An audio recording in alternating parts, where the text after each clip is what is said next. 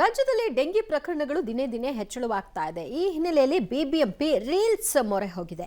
ರೀಲ್ಸ್ನ ಮೂಲಕವಾಗಿ ಜನಜಾಗೃತಿ ಮೂಡಿಸುವಂತಹ ಕೆಲಸವನ್ನ ಮಾಡಲಾಗ್ತಾ ಇದೆ. ಮೊದಲ ಉತ್ತಮ 6 ರೀಲ್ಸ್ಗೆ ನಗದು ಬಹುಮಾನ ಘೋಷಣೆ ಮಾಡಿದೆ. ಶಾಲೆಯಲ್ಲಿಯೂ ಕೂಡ ಡೆಂಗಿ ಜಾಗೃತಿಯ ರೀಲ್ಸ್ ಮಾಡಲು ಬಿಬಿಎಂಪಿ ಉತ್ತೇಜನ ಕೊಟ್ಟಿದೆ.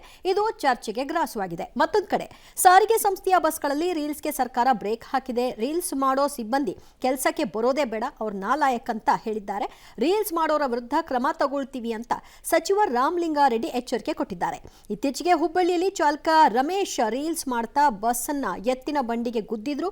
ಪರಿಣಾಮ ಸ್ಥಳದಲ್ಲೇ 2 ಎತ್ತುಗಳು ಸಾವನ್ನಪ್ಪಿದ್ವು. ರೈತ ಗಂಭೀರವಾಗಿ ಗಾಯಗೊಂಡಿದ್ರು. ಸಿಬ್ಬಂದಿಗಳು ರೀಲ್ಸ್ ಮಾಡಬೇಡಿ ಅಂತ ಹೇಳೋದು ಸರಿಯಾಗಿದೆ. ಅದರಿಂದ ಆಗುವಂತಹ ಅನಾಹುತಗಳಿಗೆ ಎಡೆ ಮಾಡಿಕೊಡೋದು ಬೇಡ ಅಂತ.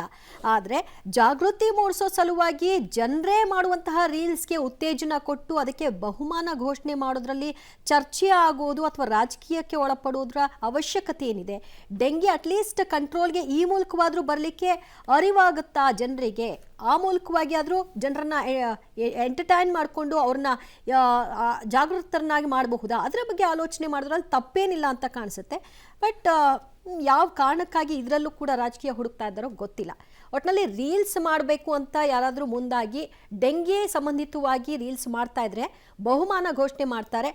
ಮೊದಲ ಒಂದು 6 ರೀಲ್ಸ್ ಏನು ಮಾಡ್ತಾರೆ ಅವರಿಗೆ ಉತ್ತಮ ಬಹುಮಾನ ಸಿಗುತ್ತೆ.